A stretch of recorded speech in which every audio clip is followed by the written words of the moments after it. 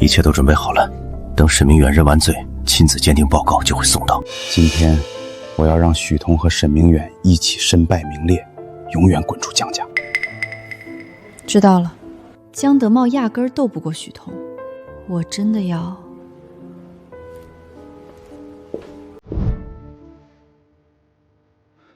各位长辈，各位股东，今天是我大哥60大寿的好日子，本不该说扫兴的话，但是有一件关乎江家血脉的大事，我必须当众说清楚。德茂，有什么事儿不能私下说？今天是我的生日宴。大哥，这件事必须当众说，因为它关系到念童的身世，也关系到江家的清白。